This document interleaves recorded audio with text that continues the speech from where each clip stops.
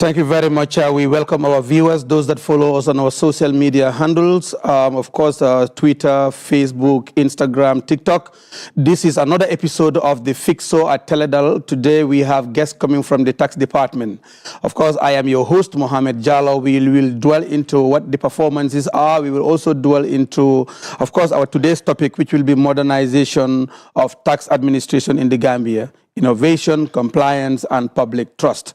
The viewers, wherever they are, we do welcome them to another episode of The Fixo, and we will be right back after this short break.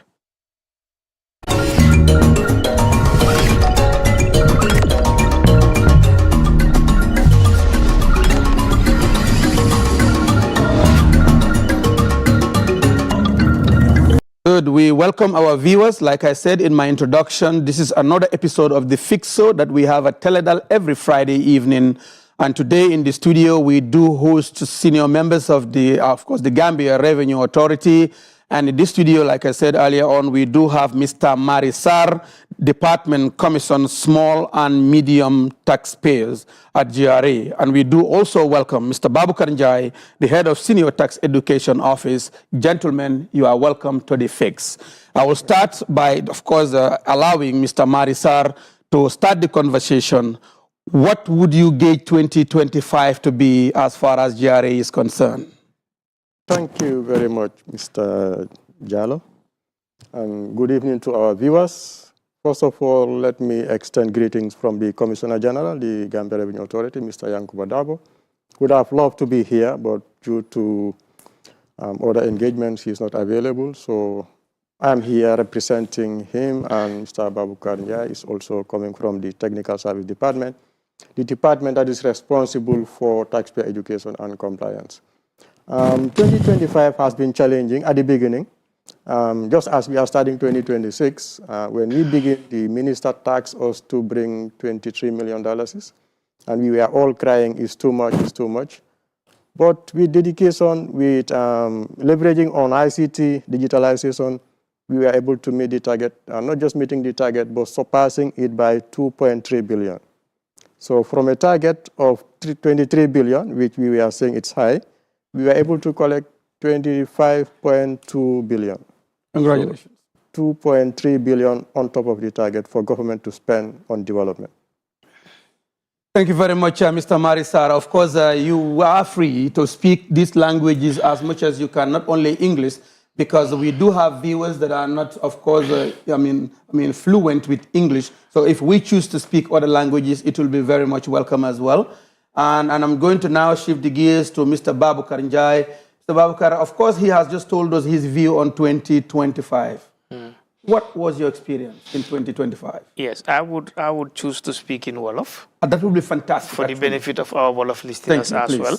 As you rightly mentioned, ñu ngi nuyu ñëpp ñi sétane télé bi ci jamono ji comme ni ko Mr. Jallo waxé man may tudda Babu Karanjai ñun ñoo joggé GRA pour ñu waxtaan ak yeen 2025 nak biñ ko door xawon na jafé tuuti because nguur gi dañ ñu sas ne dañ wara collect 23 billion nekut million de billion lolu 23 billion nak du xaliss bu ndaw si économie Gambia bi num em so si dorin bi xawon na jafé dem nañ tuuti si kanam delu dem si kanam delu waye comme so rédéwulom bir ne légui GRA collection bi li si opa ñu ngi ko def si xam-xami mujjanteli jamono moy li anglais de ICT moy si loolu lañu def collection bi légui bi 2025 bi dooré ñu am jafe-jafe waaye yàlla dimbale ñu biñ ko songé ñu pousse bi at bi bié collect nañ 25 billion so am nañ différence at least 2 billion boo xam ne tegu na si li ñu gaay sason nekkutoon liggéey bu yomba commissioner general daf ko dee faral di wax si kaadoom ne revenue collection is not a child's play nekkut liggéey boo xam ne xaleel moo ko def dafa nekk loo xam ne nii dafa jafe because nit ñi pour ñu taagoo ak xaalis lu jafe la comme ñun ñi nga xam ne léegi ñu ngi liggéey weer bu dee xam nga ñun tax bi ñoo fay mooy bi ñoo wax PAYE li ñoo génne suñ salary pay as you earn so boobu nag dañ ko dee génne sa salary bi balaa mooy dem si banque bi yow wéccit nga fa dee dem fekk waaw waaye ñi nga xam ne nag nee naa dem fekk si seen bitik yi wala ñu jógee seen bitik yi ñu ñëw pour ñu taagoo xaalis boobu du dee yomba waaye dafa fekk ne ku nekk si sa am wala si yëngu bi nga def loolu ngay fay tax so sant nañ si yàlla trop li nga xam ne mbit nañ taget bi gërëm nañ ñi nga xam ne ñoom ñoo jiite liggéey bi mooy top management yi GRA bi si leadership bi commissioner general liggéey la boo xam ne nag ñëpp a si jàppa doore ko commissioner general ba si cleaner bi ba si driver bi ba si security bi because ku nekk da nga am sa liggéey soo gisee tey commissioner general ak keneen mun a ñëw toog si office am mu liggéey cleaner bi moo clean office bi soo gisee ñun ñëpp ñu mun a dem toog si suñu office yi confortable ñu liggéey security ñu ngi si bunta bi di garder suñ moto yi di garder office bi so ku nekk dafa am rôle am boo xam ne yàlla sa wërsëg foofu la ko jaarale so ñu ngi leen a gërëm tam si loolu ñoom ñëpp jàpp nañ si. Thank you very much, Mr. Njie. Mari, of course you've heard Mr. Njie li mu wax am na solo torop waaye the truth of the matter is GRA lañ task pour ñuy dajale revenue bi waaye fooguloo ne doole bi ñu koy fay la. dëgg la GRA du mun a taxaw fekk amul ñoo ay taxpayers mooy faykati naa mooy so faykati naa mi dafa nekk ñoo xam ne ñu am solo si suñ liggéey faykati naa mu su amutoon GRA du taxaw waaw moo tax lépp lu ñoo def rek dineen di yóbbaale si kanam tuuti suñ duggee si digitalisation dinañ la wax lépp lu ñoo yëngu loo xam ne lu bees la lu war a ñëw wala wecci bu lu ñoo def si suñ liggéey dañoo yóbbaale taxpayers yi balaa ñu ko taxawal foog ñu oo leen si benn place waxtaan ak ñoom jël seen xalaat demaat dugal ko si suñ programme ba nga xam ne suñ équité loolu pour commencer ko dafa yomba si ñoom fekk ñoom understand na ko fekk dugal nañ loo xam ne loolu la ñu digal ne lii soo leen fa ko yokkee dina gën a baax. That's very good. So dañ dee yóbbaale taxpayers at any point in time bi nga xam ne ñu ngay def suñ reform si suñ implementation of new policies or new procedures. Yeah, am nañ solo trop si suñ liggéey. Good. Now, Mr. Njie, I'm going to ask you this question in English. The reason why I'm asking you this question in English is because some people that feel like they should come and invest in the Gambia, when they come, they're expected to communicate with our officers and the people responsible of tax in English language. Probably the answer will go to that. What do you have as an incentive as a new person or a new institution that is intending to invest in this country and would be eventually be obliged to pay tax? Do you have tax breaks? Do you have, what sort of an enticement do you have for these people? Yes, thank you very much. In Gambia, if you want to invest, when you come first, there is what we call GAIPA. If you pass through GAIPA, they are responsible for the investment. This is the Gambia Investment Promotion Agency.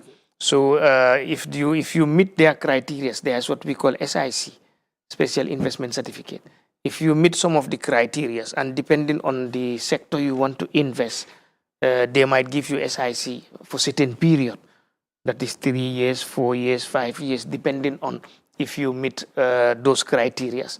And also some of the businessmen that have already invested or about to invest, if you come to the Gambia and you are tax compliant for certain period of time, and we've gone through your history and your track records, we see that you are compliant, there is what we call direct delivery as well. Whenever you bring in your materials, you cannot pay on the spot. GRA will allow you to clear all your goods and take them to your warehouse, and we agree at a certain time that by in 1 month time or in 2 months time you should pay. Those are all benefits that you can have depending on how compliant you are, because we have to follow your track record and see how you've been doing when it comes to paying your taxes, when it comes to paying the custom duties. Those are some of the benefits that that it's available as far as Gambia is concerned. Thank you very much, Mr. Njai. Mari, su nekkee ne ñoom waxuñ affaire tax breaks, waaye fan la di chunk of tax they give? Is it from the payee? Is it from import? Because xam naa ne you guys are, of course, cash cow of this country, soo ko seetee vis-à-vis the Gambia Ports Authority. Fan la chunk of tax they jógee? Majority of these billions that you were able to accumulate in 2025, fan la jógee? Ok, jërëjëf. Xam nga soo seetee GRA, ñaari bànqaas lañ am yuy collect tax. Am na custom and excise, ñoom ñu ngi collect tax si lu ñu ooy international trade. Ok. Lépp luy jógee si biti di ñëw si Gambia bi, wala lépp luy jógee si Gambia bi di dem si biti. Naamo bi nga war a fay pour dugal bagage wala pour génnee bagage si dëkk bi, ñoom ñoo koy collect. Am na beneen bi nga xam ne lépp luy dox si biir dëkk bi mooy domestic tax. Man si département boobu laa nekk. Lépp looy yëngu si dëkk bi fii nga waat fii fay naamo ñoom tamit benn boobu mu ngi foofu noonu. So ñaari département yi ñooy collect tax. Soo demee si custom bi lu ñu ooyee oil bi mooy essence bi gasoil bi buy dugga si. Boobu mooy bunta bi nga xam ne foofu la seen collection yu bari day gën a jóge. Si oil importation bi foofu la seen majority of collection di jóge. Oil importation. Wow. Because it's a highly marketable product. Now, Mr. Jai, léegi su nekkee si oil bi la loolu di jógee. Mun nañoo wax ne kon chunk of tax bi foofu la nekk di jógee. Of recent as démba maa ngi read si newspapers yi in connection to oil bi moo wax ni and gas maa ngi dégg commissioner general mu ngi wax dara ba newspaper yi capture ko in which was very relevant. Can you give us a little bit of like ngeen bugg a liggéey ak with that industry in this year? Waaw comme commissioner general mu ngi doon wax affaire yi li ñoo ooyee fuel marking. Fuel marking. All right. Waaw loolu dafa nekk loo xam ne ni daf ñoo dimbale pour ñu mun a xam compagnie yi fee indi fuel ku nekk ñaata la indi ñaata nga jaay. Quantify. Waaw pour loolu daf ñoo dimbale pour because loolu si digital transformation bi ñoo def la bokka because in the past daf daan mun a difficult pour ñu mun a am loolu exactly waaye léegi su fuel marking bi ñëwee dafa easy pour ñu mun a xam lan nga indi lan nga jaay ak lan moo des comme ni ko Mari waxee because chunk of tax bi duty bi jógee foofu noonu loolu daf ñoo dimbale pour ñu mun a xam loolu den da ngaa gis ne su boobaa collection bi dafa easy ak ñun di nga su boobaa sax dina am li ñoo ooyee on the spot check-in mun nañoo jékki-jékki rek dem si benn petrol station ñu ne leen stop leen jaay ñu stop jaay ñu check na fuel bi ñoo jaay is marked ñu xam so loolu yëpp daf ñoo dimbale pour ñu mun a calculer properly ñu mun a xam lan lañ nekk di lan la péage station si yëpp nekk di jaay mooy compagnie si indi fuel si dëkk bi. That's very good. ma yokk si rek. Please. soo gisee government bi ak GRA ñu taxawal loolu dañ gisoon ne dafa am ñuy dugal fuel si dëkk bi te duñ ko dee jaarale si yoon. jàpp nañ si ay gaal jàpp nañ si ay moto dañoo xaar ba guddi ñu dugal si dëkk bi jël fuel bi jaay ko si station yi fekk duñ fay juuti bu ñu war a fay. te loolu taxut prix bi wàññeeku. waaw gis nga ko. léegi nag ñu génnee fuel marking bi dañ ko dee mark si dépôt bi su excès soo ko yóbbee sa station di jaay enforcement dinañ dem di check comme ni mu ko waxee spot checks su ñëwee ñu test ñu gis ne mark bi mu ngi correct ñu xam ne bii si yoon la jaar soo ko dilute soo fa yokkee beneen fuel boo xam ne markuñ ko rek dafa dissolve dafa yaaxa suñ mark bi suñ ko seetee dina xam ne kii am na luñ fa yokka wala bu moo jaay nekkut fuel boo xam ne dafa jaar si yoon boo xam ne ñun GRA ñoo ko mark. fuel marking bi dina mën a qualify ne fuel bi baax na about. waaw. dina ko mën a marking bi amul dara lu mu wàññi si qualité bi. non dañ bëgg a xam ne da ngeen mën a gauge the quality of fuel. yes gëm nañ am na ñoo xam ne dañ lay jaay unfiltered fuel. waaw dina ko mën a gauge comme li Mari di wax nii because suñ ko maagee ba pare ñun dinañ xam lan lañ maak xam nga fuel bi soo si defee anything different fuel comme for exemple essence léegi wala diesel xam nga moo gën a tig essence. mun naa am ñoo xam ne dina am ñoo xam ne dinañ si yokk kérosine pour dilute ko pour mu gën a bari. in that case su loolu xewee rek dinañ ko xam because biñ koo maak loolu nekkut fa woon. okay waaw. okay that is very much helpful Again, being in the new managers, I'm something like prepare any sort of. No book share on that first page. Wow. So the public, because Gambia are watching this show, then ko buga setan to the highest authorities limit, buga na ñoo xam GRA lan lañ def, lan lañ nekk di def, ak lan lañ buga def si kanam. It doesn't matter. We can actually dwell into English later or in the local languages later on.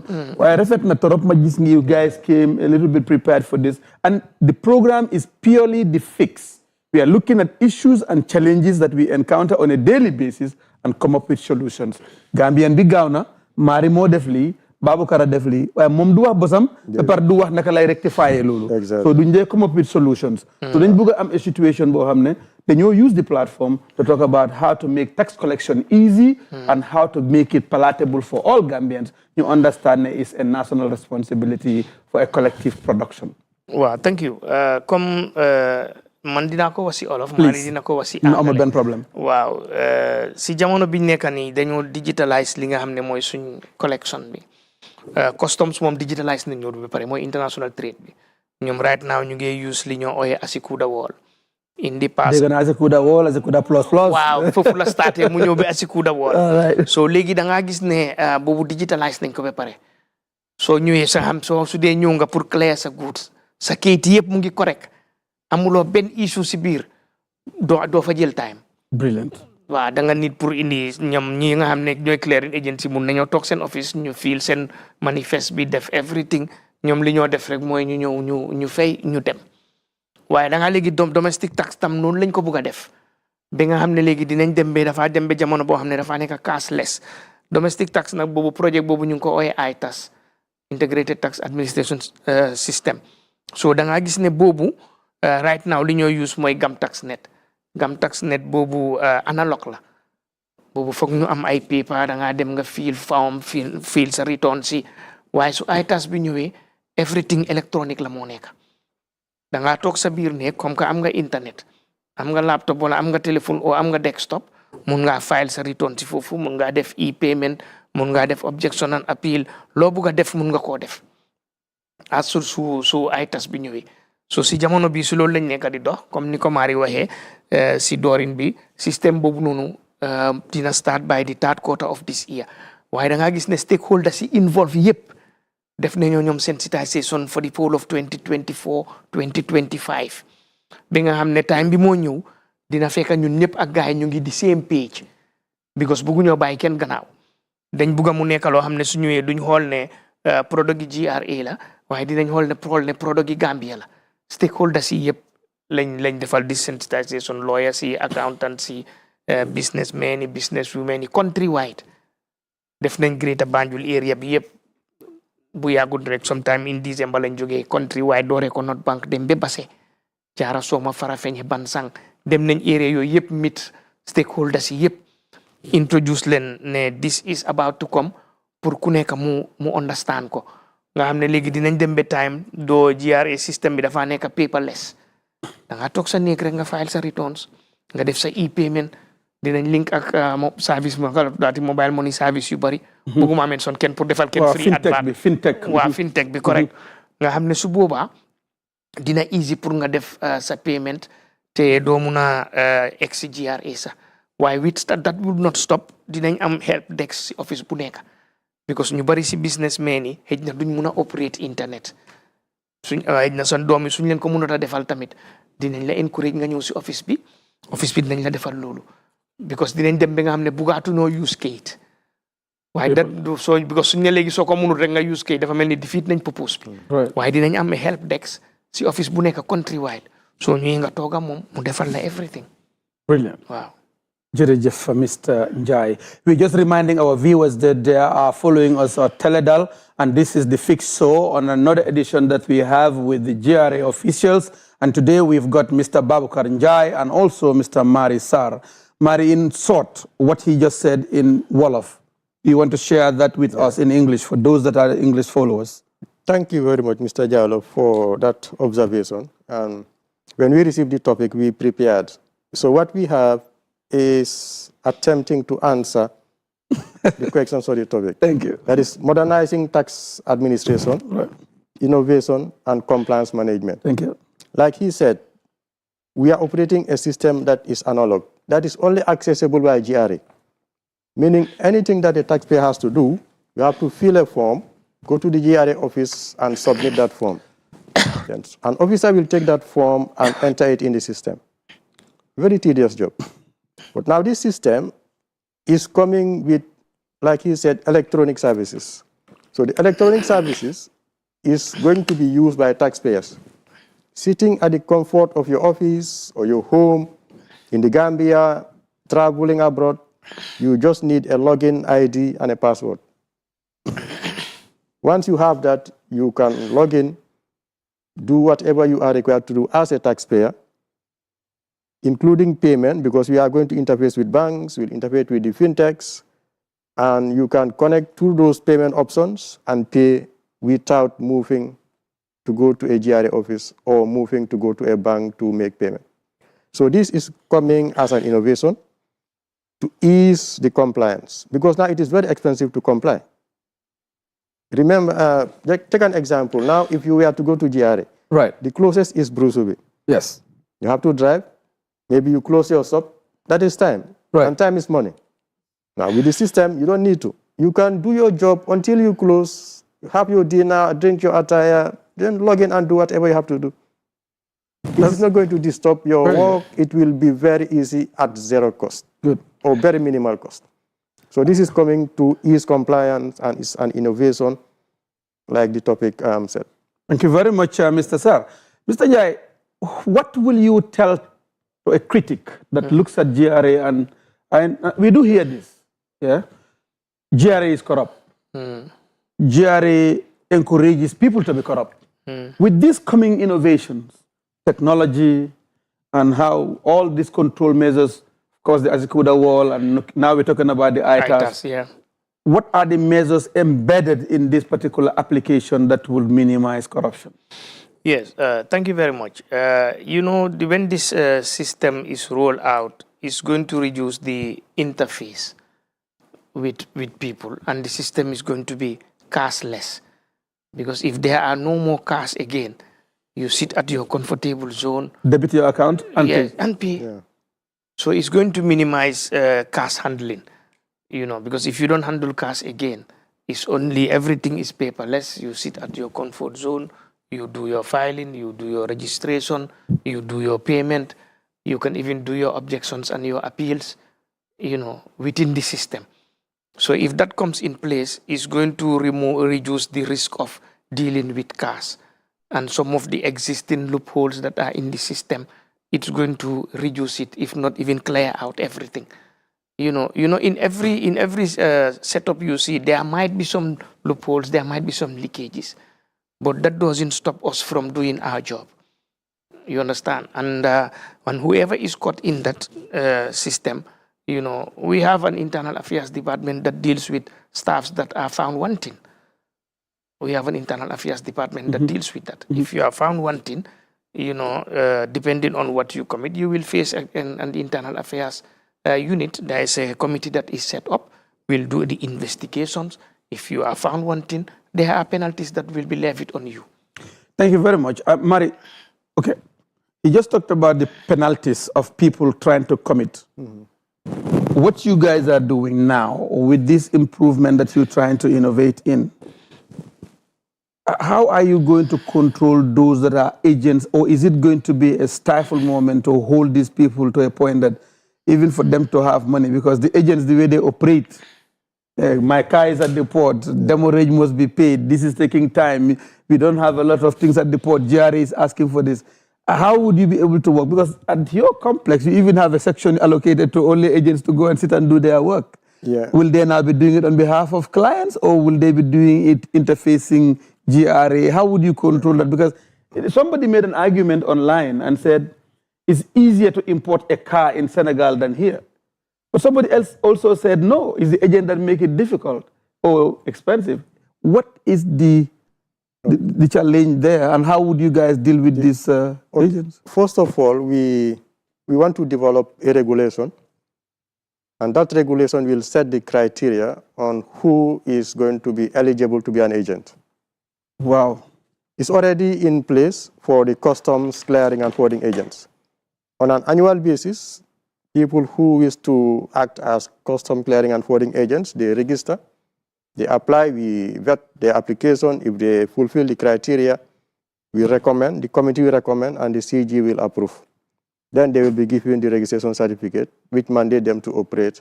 But that is for the custom. Now, when it comes to domestic taxes, like you said, we have a lot of so-called agents. If you go to our offices, they're hanging around. When you are entering, say, bro, lo buga. Munala ko dimbale, jox ma nangam. And they are giving us information that is not accurate. So that is why we are coming with a regulation to set the criteria. In the system also, there is a functionality for us to register agents. Then the agents will be appointed by taxpayers. If you want somebody to represent you, you'll appoint him. You go to the system using your profile and say, this is my agent. Because once you log in, you'll see all the agents that are registered.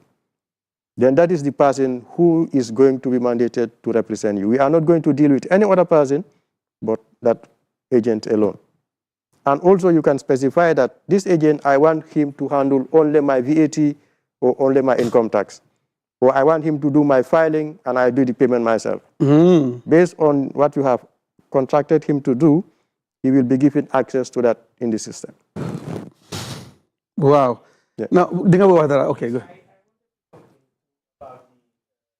In goods passing through Senegal, coming to Gambia.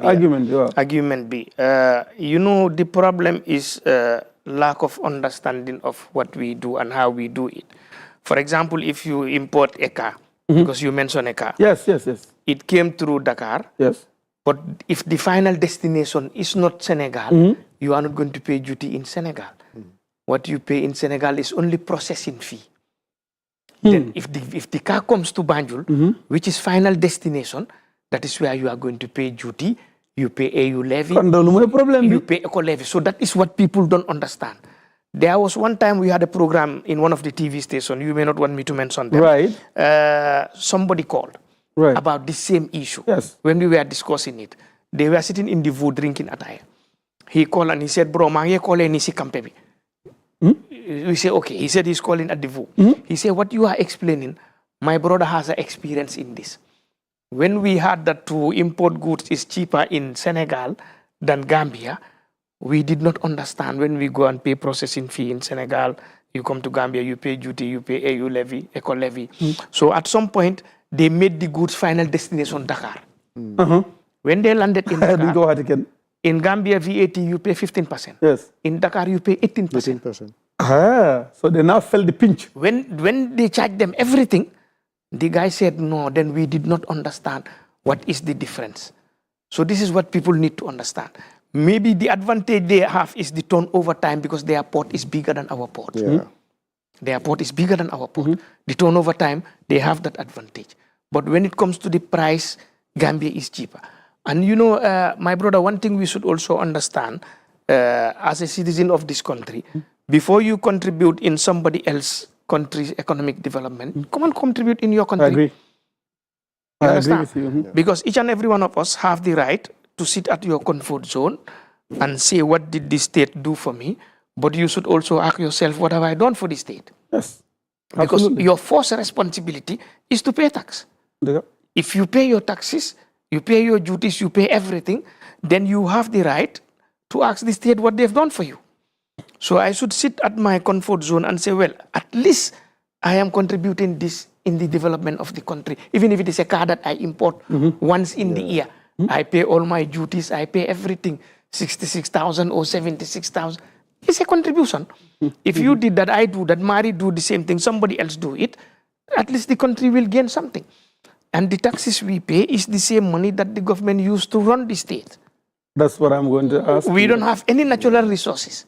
Gambia depends 100% on tax with all the other grants we have from other organizations. So all of us should be proud and say, okay, I am contributing to the development of the country. Whoever don't believe this, try it. Try Senegal and make your goods final destination, Dakar. Then you will see what will happen. Mr. Jai, I know that there are people that can play games in between sometimes. How do you control people that smuggle it and then sell it without having to go through due diligence? Yeah, that is because we have the provisions in the law. if you go to the Customs and Excise Act, there are sections that handle smuggling. If you are caught smuggling, your goods, including the car that carry the goods, will be forfeited to the state and will be sold outright through outright sale. The law is in our act. And that is why we don't need to go to court. For orders that are coming through the imports, if we don't pay the duty, up to a time, we have to gazette it before we can auction it. But for smuggling, we forfeit it to the state and it is sold through outright sales. Outright sales. So the law is our power. Yes, and I want to add also on that, even with the smuggling also, if you are caught, the law also gives us the powers to charge you 3 times the duty. For example, if you have to pay $100, we can charge you 300. And now the smugglings of the vehicle, since we have this e-tracking, it's easy now to track those vehicles. How? For example, if the vehicle comes... I bought my car from Belgium. It landed in Dakar. Yes. I know very well that I can pass through Kiraib without having to go through customs. I can beat into the bush and just hit and come out somewhere in Badibu. If you catch that car, yes. Or how do you catch that car? That is what Mari was saying. If you are to go through that Badibu or wherever you want to pass, there are some people that can help you smuggle that. Yes. At one time you might escape, but another time if we catch you, we will seize that vehicle, as Mari said, and we will charge you 3 times the value of the car. That is the duty. You understand? And whatever you use to smuggle that car, we can you will forfeit that. And the law even gave us the powers to take you to court. But now, if you are coming through the approved route, you come up to Amdalai or you went up to Ker Aib, we have what we call e-tracking that we are going to fix. And you will be in town. The vehicle will be escorted up to our office. Wherever the vehicle is, Commissioner General is seated in his office and he's seeing the vehicle moving. Yeah. He knows what he knows. Yes. All our offices also that are linked with that e-tracking in Banjul, in Serakunda, will be seeing that vehicle moving. And the other thing is, if you escape with that vehicle without that e-tracking, what you say, you pass through wherever, you pass through an illegal one day or the other, we will catch you. Because at some point, we mount checkpoints without noticing anybody. Right. The customs mobile brigade. If you come, they will break you. They say, we want to see the bill of lading of your car. We want to see it. We want to see the manifest. If you produce all that, we just need to scan the car, send in the chassis number, and it will show in our system whether this car was captured in the system or not. Okay. If it is not captured, then we know that you smuggled that car into Banjul, and you will be arrested. To add to it, it will be difficult for you to travel because if you are importing through Senegal, and Senegal is not the final destination, Senegal will have an interest in making sure that property or car exits. Because it wouldn't be fair for them to leave it loose. It may end up in Senegal, and it did not pay duty. So they will escort it up to the border, the exit. and then you pay for that. They hand over to us. Now we have a tracking system. It's a device we mount on your container or your car, and it is tracked electronically through the center. Right. We can track it up to the final destination. So now smuggling is very difficult. Thank you very much, Mr. Sarr. We do remind our viewers that they are watching Teledal, and this is the Fix Show that we host at Teledal every Friday. Today in the studios, we have Mr. Babukar Njai from the Gambia Revenue Authority, as well as Mr. Mari Sarr, who's also from the Domestic Tax Department of the Gambia Revenue Authority. Whilst we just go for a short commercial break, we'll be right back, and we will go to the same topic we're talking about at different level. We thank you, and we will see you in short moments.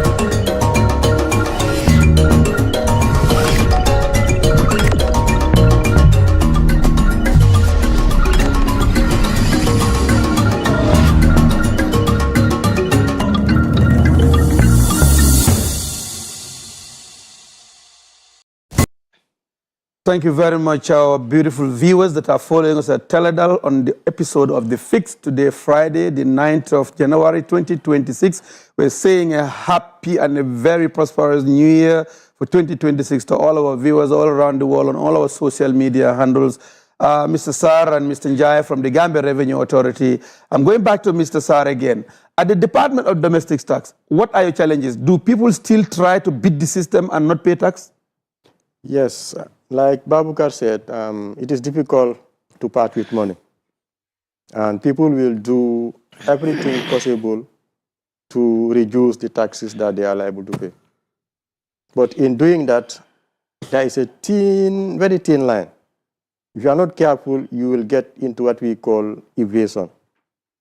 And that becomes then a principal problem. Yes, that becomes an offense, which is punishable under the law. But what we realize as a challenge is record keeping.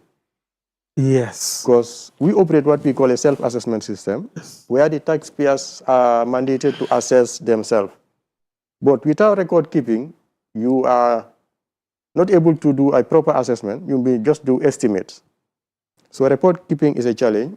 Another challenge is the literacy level of some of our taxpayers. We have some individual taxpayers who are high net worth individuals. They have a lot of money and their investment is huge, but they are not educated. So understanding our tax laws and procedures and complex forms is a challenge. Another is our Gambians not demanding receipts, because demanding receipt will force the businessman to record. So that is why at some point we had billboards trying to sell the idea of demanding for receipts. For any payment, ask for your receipts. Ask for receipts, yes. But generally, there is a challenge in administration of domestic taxes, but the authority is doing all it can to help our taxpayers to, number one, understand. And to do this, we are always trying to simplify, making sure it is simple for one to comply. We look at our forms to make it very simple to understand and complete. But also, we realize the current system is not very user-friendly. So we are bringing these items now, and it will be given to the taxpayers. You have an account, you know your ins and outs, you know what you owe, you know what you overpay. At any point in time, just as you have your mobile app to know your account balance or wave balance, with this system also, you log in and you see your account, you see what you owe, what is pending, what is outstanding, and what is overdue. So, yes, there are challenges. We have identified some we have not yet.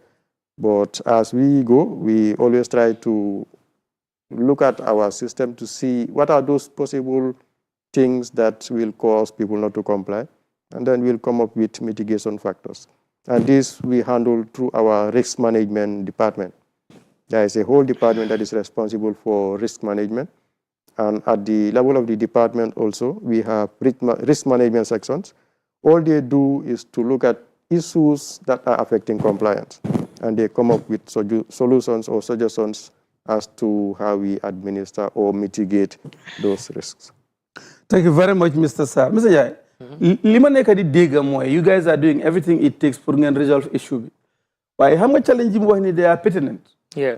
Naka ngeen di jëflante koo xam ne déggut anglais sakatuma mun a jëflante computer mbaa ñuy wax applications so kooku nga xam ne am na xaalis saraxule la joolaa la pul la boo xam ne dafa am business am wax dëggaane yàlla bañut a fay tax waaye xamut naka la fayee tax loolu leen ko defal naka ngeen dee mitigate challenge yu mel noonu literacy is key. Wow, thank you very much. Comme li Mari wax am nañ a unit boo xam ne moo responsible of taxpayer education mooy pour sensitize nit ñi pour ñu understand lan mooy seen. Si nga bokk ah. waaw si laa bokk. That's exactly what I wanted to say. si laa bokk si unit boobu laa jógee. pour sensitize nit ñi ñu understand lan mooy seen rights si lan mooy seen responsibility si so da nga gis ne normally suñu amee a radio programme man dinaa fa nekka I can speak Wolof clearly I can speak Mandinka clearly dinañ am koo xam ne dina laaka Pul. Understand nga with the radio stations and the TV stations we have te lii du dee am fii rek de dañ ko dee def country wide. Brilliant. Because last week rek amoon na benn seminar buñ am si one of the hotels benn question ñëw na fa ne naka lañ dee defee desensitization is it only in the Greater Banjul ñu ne no dañ dee def every quarter dañ dee dem si benn region comme for example normally first quarter bi dañ dee dem North Bank region am na community radio bu nekk SEW dinañ fa def 2 days in collaboration with suñ tax manager bi nekk si region bi foofu Baara ak customs manager bi balaa ñooy dem dinañ toog ak ñoom ñu waxtaan ak ñoom ñu wax ñu what are some of the challenges they face when it comes to the tax types yi nga xam ne nit ñi fa nekk understand nuñ ko suñ demee ñu bring ko to their level angale sax duñ ko fa discuss of course dégguñ olof rek la ñoo laaka soose pël si area bi dafa depend on fan nga nekk ban language la suñ demee base dinañ am kuy laaka saraxule mu explainal ñi mbokki saraxule suñ demee fooñi dañ dee am koo xam ne dina laaka joolaa because ki dee host radio programme bi fooñi moom di gën a joolaa so dañ ko dee mun a use ñun lañ wax si soose lañ wax si olof mu transital ñu ko si joolaa for the benefit of ñi nga xam ne dégguñ language bi because xam nga ñu bari ñeneen sa bañuñ pour fay waaye understanduñ xamuñ ak waaw comme li Marie di wax understanduñ te xamuñ waaye with that suñ demee foofu ba def radio programmes yooyu yëpp by the time we come the following year manager bi daf ñu dee wax ne affaire yi improve na manager bi daf ñu dee wax ne affaire yi improve na te loolu suñ dee dem autorité bi dañ ci dee spend xaalis because programmes yooyu du dee nekk free dañoo fay radio stations yooyu you know dañoo jël fuel dinañ am fuel staff si dem tam foog nga fay leen night allowance xam nga so loolu yëpp compliant cost la boo xam ne autorité bi ñu ngi koo def just pour nit ñi ñu mun a understand because soo understandee dara daf dee easy pour nga def ko soo demee ba xam ne wel lii man dëgga suma warugal la te suma waala la si jëm kanami réew mi doo xaar kenn walla ko yow yaay ñëwal sa boppa nga ñëw nga fay den da ngaa gis ne su boobaa dina yomba so da ngaa gis ne suñ demee si dëkk yooyu tamit comme par exemple dañ dee am li ñoo ooyee tax seminars tam loolu suñ demee dañ dee include CFO yi alkaalo yi National Assembly members TAC members bi governors yi in each region dañoo ñëw politicians si council si ak yëpp alkaalo yi CFO yi because ñoom ñoo dee diila seen nit ñi ñooñu tam su boobaa dinañ fa def 2 days boo xam ne dinañ explain tax types si yëpp in the local language mari si ñi ko dee lead la dee bokk si resource person si den gouverneur bi dina joxe speech pour won leen ne lii suñu responsibility la brilliant chief bi dina ko def alkaalo bi dina ko def National Assembly members yi dinañ ko def you know te suñ demee National Assembly member foo mun di nekka xen si yang si region bi dinañ la call nga ñëw nga attend that programme because sa nit ñi suñ la gisee dinañ xam ne lii is very important. Well, Mr. Jah, li nga wax noonu mu ngi am solo, but I want you to go detail in that because da ngeen am target bu ñu leen teg loolu laa bëgg ngeen at the end of the day communities yi yëpp ngeen di sensitize nii. The bottom line is part of it is soo gisee jaare di wax lii dañ bëgg rek seen target bi ñu mit ko. waaw target bi pour ñu mit ko loolu is important because xam nga target boobu noonu xaalis bi ñoo collect mooy doxal réew mi. because tey which means na loolu ngeen war a wax nit ñi. waaw because tey government xaalis boobu la ñoo jël pour defar yoon yi. lopitaan si school si salaries civil service bi yëpp si tax bi la day jógee mooy nurse si docteur si teacher si police si army bi immigration fire service te ñooñu ñëpp tey soo gisee tey man maa yow ñu toog fii nii si biir studio bi comfortable dëkk bi dafa am jaama te ñi responsible loolu yàlla si loo soldat yi police yi la ko teg suñ toogee benn weer ñaar feyuñ ñooñu waaye caaf la ka de. baax na daal caaf la ka de. Mari the question lu ma la bëgg a laajte mooy last year ñu ngi leen jox 23 million. billion sorry. ngeen dóor 25.2 billion. this year ñu jox leen 27 billion. which means ne xëcc nañ ko not even fi ngeen target bi ngeen li ngeen dóor dem ngeen 27 billion for 2026. 2026 sorry. What makes GRA believe that they can am 27 billion? Considering the network, considering the business consortium, considering the people in this country, considering the working force. Because like after some party question be with Mary is, Luta GRA bokkuñ di liggéey directly with the Ministry of Labour pour ngeen work on the on the basic wage. Because nga mun ma tax 5,000 dafa am lu ma war a am bala nga mun ma tax loolu. waaye suma salaire su nekkul even aga in fact yéen a ngi exempt ñoo xam ne suñu amee less than 1,500 ñooñu waruñoo fekk tax. So that's the question I'm going to ask you because that's going to come to the policy part of it. waaye lan moo leen gëmloo ne di ngeen am 27 billion in 2026. Okay, maybe. What are the indications?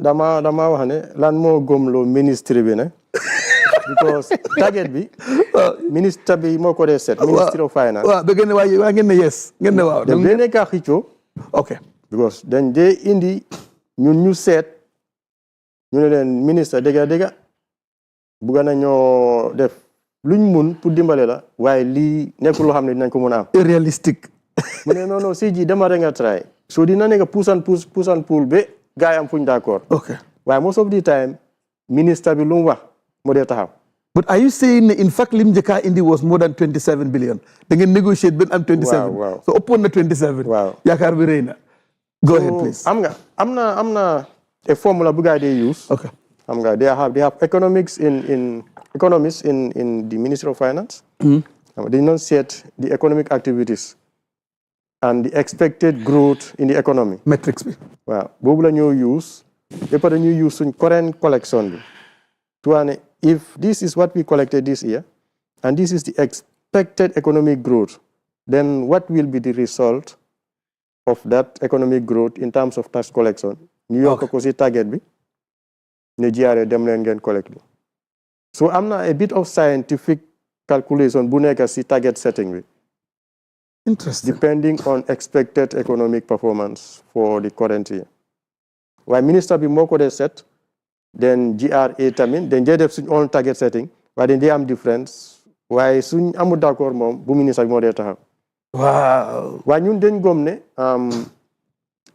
suñ gënee fatapax yi wax nga fi léegi ne am na ñu dee smuggle dañoo smuggle jàlla mag wax nañ fi ne am na ñoo xam ne mu nekk wàllu GRA wala mu nekk wàllu fekkate naama yi they are corrupt they are trying to illegally obtain money yes it's happening all those things are things that we are working to close suñ tëjee yooyu yëpp lépp dem si keesi nguur góom nañ ne dinañ am 27.2 bi te emuñ si bugga ko am rek waaye bugga nañ ko dépassé Mari foog nga ne ñi nga xam ne ñoo nekk di def loolu di corrupt o di jéem a try to beat the system what percentage nga foog ne lañ nekk di lose revenue on that foog nga is it substantial enough or bentay waa dina jafe because defuñ an assessment on that yes pour xam what is the potential and compare ko to the actual foofu la ñoo xamee ñaata muy rëcca wala ñaata lañ amut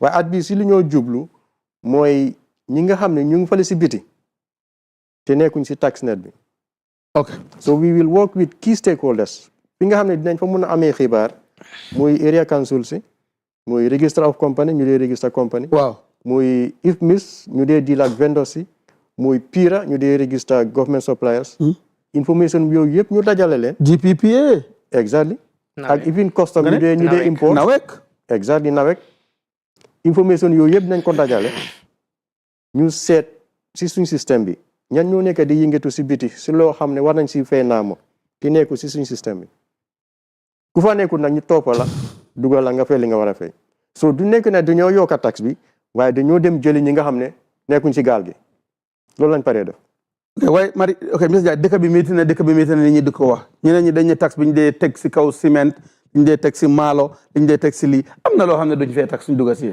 for example food items berikoor baa ngee ñëw léegi tey ñu start di skyrock diwlin pompiteer liñoŋ maalo yooyu noonu because berikoor baa ngee ñëw ne that's going to be the high sales is GRA contributing towards the price control in this country in terms of hiking prices is it because ñu ngi laaj tax bu bari ñi tam yokk price nga GRA responsible price ni commodities si dëkk bi waaye basic commodities yi ñooñu duñ defee duty for example maalo du fay duty let's say this clearly su ñoo dere ñu ko bere ñu defee let's say this fact because while the basic commodities 3 months ago ñu ne maalo wàcc na tuuti dégg naa loolu waaw xam nga mostly tam leena daf ko dee cost mooy foreign currency bi waaw ñu contrôluñ loolu comme for exemple soo demee Pakistan wala India fi nga jëndee maalo pour indi ko Gambia yow soo ñëwee di nga jëndee maalo bi soo ñëwee Gambia tam li nga fi fekk si foreign currency bi foog nga jéem a seet yow tam nang nga see amee dara waaye basic commodities yooyu maalo sukur diwlin foriñ yooyu is duty free dañ ko dee wax si suñu radio programme that should be clear to the people we say this every time loolu yëpp is duty free tax géej naa yokku si dëkk bi. ak VAT tamit. ak VAT tamit. waaw VAT ñëw na ba Cassport duñu dee fay tax. Cassport dañoo fay tax. kii jënd Cassport def day fayale tax si Cassport bu noonu. waa Cassport bi commercial meters yi moo am VAT. domestique bi. domestique bi amul VAT. I need to clarify that. Okay, that's brilliant. domestique meter bi. xanaa su fekkee ne sa kër da nga fa install commercial meter. No, because da ngaa dem jënd Cassport li la daan jox 10 units. léegi the same amount will give you 8 units or 9 point something units so which means ne units yi xal nañoo wàññeeku si li nga daan fay. waaw su fekkee domestique la moom amul VAT. we need to check that because if NAWEC is also increasing that maybe send operational cost bi dinañ fi am NAWEC. nañ leen aussi plateforme bi ñu discuss na ñoom with this because xam nañ very well ne they are people oriented. te dañ bëgg a nit ñi of course ñu mën a afford nekk si ron lampa courant. te leena tam mu ngi si Mr Jallow ñun Gambian si. foog naa ñu ni neen ñoo war a am yërmande si suñ kaw. tey rek ñu ngi ko doon discuss si office bi ñun staff si ñu ni neen. ne boy Ramadan mu ngi jot si te. businessman yi dinañ yokk. dinañoo yokk based on opportunity bi. waaw. for example dinañ xam ne nit yi soxla nañ sukur. dañ koo jaay muy xaar dinañ ko yokk te fekk tax yokku wut si. in fact sukur bi mu ngi si store bi right now. diwlin bi di same thing. pompiteer bi di same thing dinañ xam ne njóobeen yi dinañ bugg a pompiteer dinañ bugg a diwlin. waa jabar njóobeen la de. waaw xam nga. so foog naa ne ñun tam ñoo war di dimbale wante. because government bi lim mun yëpp mu ngi koo def. essential commodities yooyu because xam nañ ne suñ life mënut a dem in the absence of those essential commodities. ñu def ko mu free duty mu free VAT. brilliant. xam nga so loolu tam government bi mu ngi contribute loolu through the GRA waaye léegi businessman bi moom moo war a yërëm nit ñi mu xam ne tey yow businessman bi sa yaa ngi koo def dina la affect directly or indirectly. because su la affectut yow mi moom business bi dina affect sa beneen mbokk because dafa dem jënda. dafa dem jënda in fact jaaykat yaay jënda. waaw dafa dem jënda. so moo tax ñun tam dañ war a jàppale wante ñu gis ne lii ñun tam this is our responsibility ne war nañoo mun a def lii pour dëkk bi mu mun a dem loolu is very important.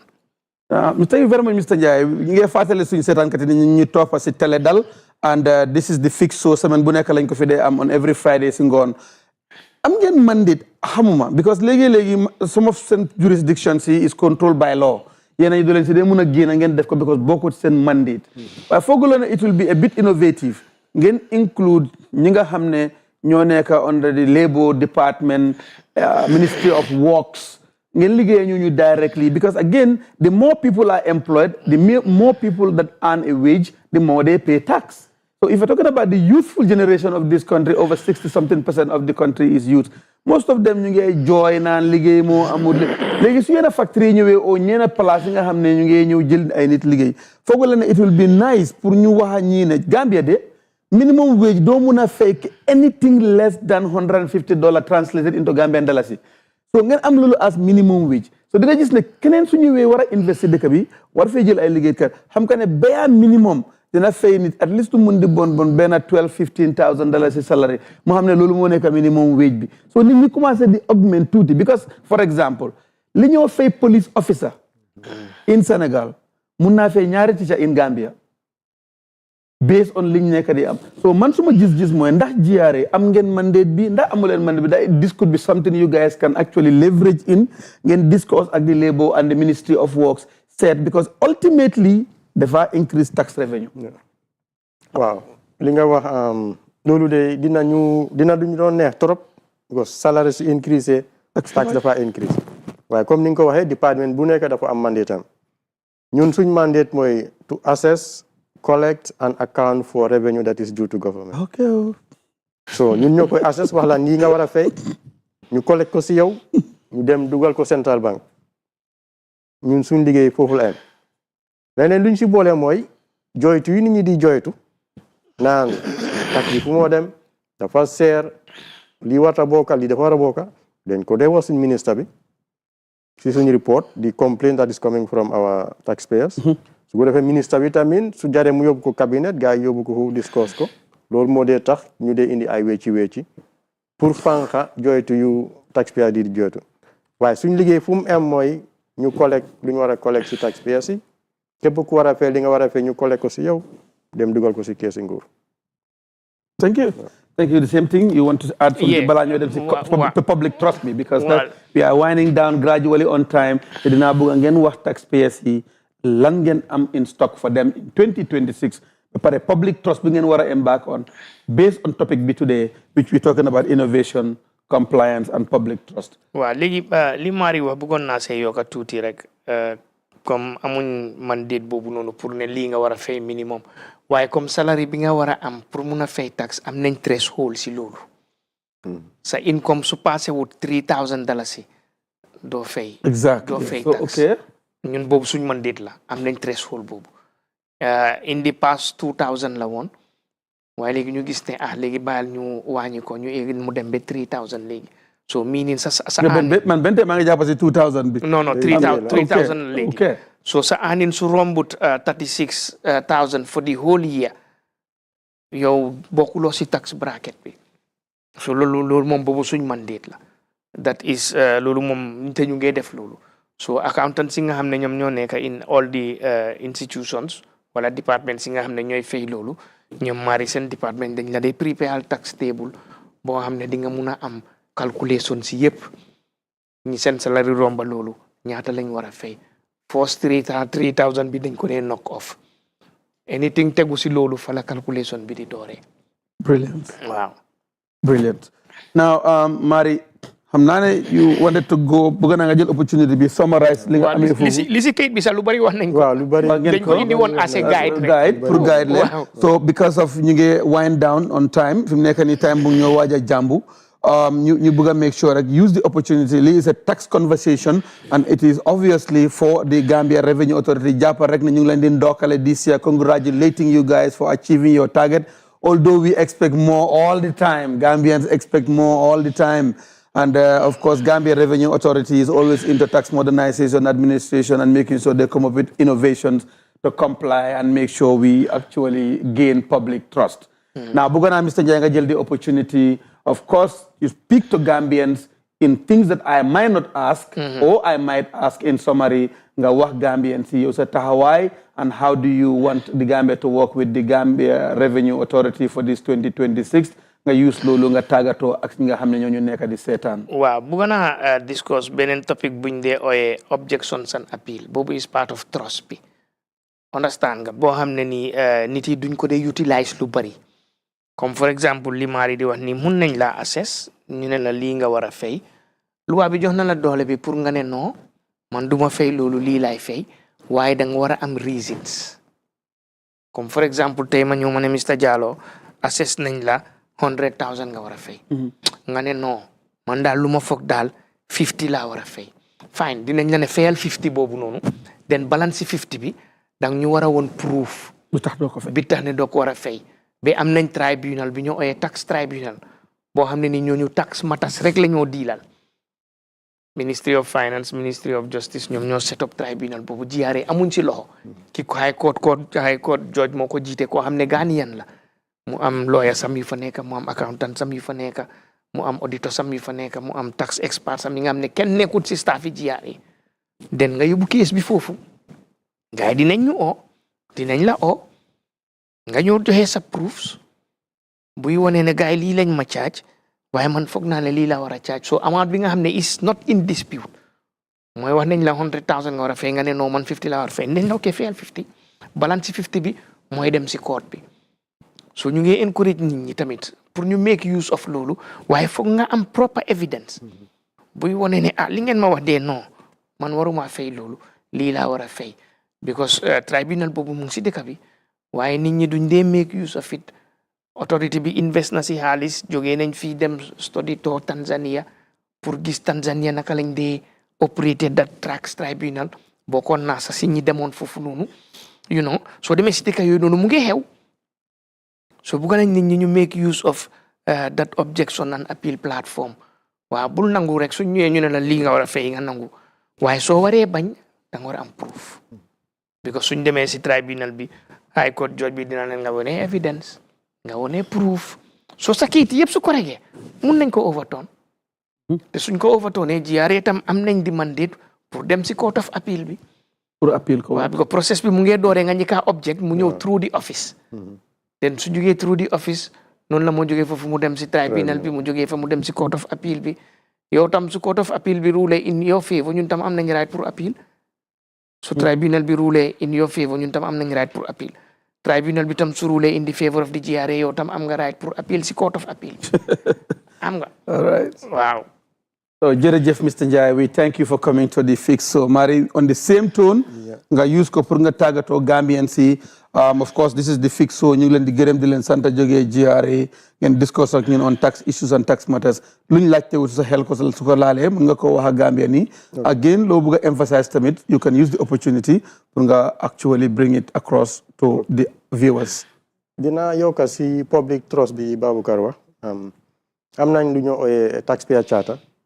Taxpayer charter kayit la buy wone ñun lan mooy suñ warugal fi suñ liggéey ak taxpayer si ñoo collecté naa mooy lan mooy seen àq loo xam ne ñun dañ ko war a respect bu yàggul rek décembre def nañ ñetti séminaire benn pour waa Banjul benn bi pour waa KMC beneen pour waa West Coast pour wax leen taxpayer charter bi lan la umba lan mooy warugali GRA lan mooy yelleef fi taxpayer bi ku nekk sa àq ak sa yelleef ñu xam ko suñ ko xamee nag dinañ xam ne dinañ mun a taxaw fépp foo xam ne GRA officer taxaw na doxadut lu war dinañ mën a seen charter bi waxut lii man am naa right pour lii danga ko war a respect loolu dina gën a yokka trust bu nekk diggante taxpayer bi ak tax authority bi beneen bi mooy transparency. Now, the GRA is opening up. Ñu ngi wax nit ñi suñ liggéey naka la ñoo demee ñaata la ñoo liggéey ñaata la ñu nguur bi di sas. Te our champion in this is His Excellency the President. I'll take the opportunity on behalf of the Commissioner General and the board management of the authority to thank him. Why? Because def dee taxaw si mbooloo yi di wax ne liggéey bi may liggéey fii naamo bi si dëkk bi la jógee GRA ñoo ko collecte. Loolu rek dina tax nit sawar ne comme que naama bu ñëw fay mooy indi développement si dëkk bi si suma gox xaaral man tam ma góorgóorlu so loolu bokk na si luy gën a am digëral trust bi diggante taxpayer bi ak authority bi because ñu ngi gis seen naama fu moo dem suñ gisu tax bu ñëw fay fu moo dem dafa jafe pour ñu óoluñu pour fay tax bi dañoo ne dañoo fay tax waaye duñ ko gis so jaruñu fay. At least mu ngi wax. Wow. So these rights and obligations of the taxpayers that we are selling and the transparency, giving them the opportunity for them to know what we are doing, how we are doing it, and also the president being our champion, coming to speak on our behalf to say this development I'm doing is from our national taxes. It's something that is definitely going to help our mandate. On a final note,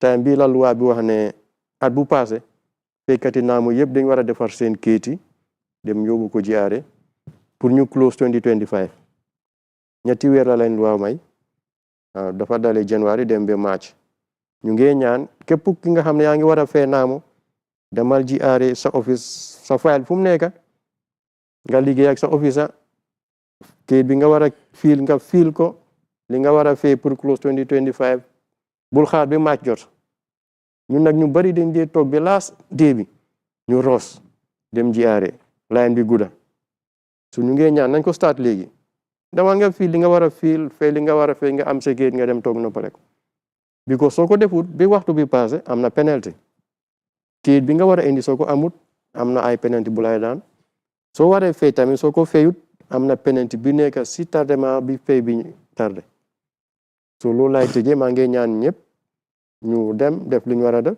et pare dine happy new year nañ ñaan 2026 gënal ñu 2025 yàlla yokka wér bi yokka am bi yokka jàmm bi si dëkk bi.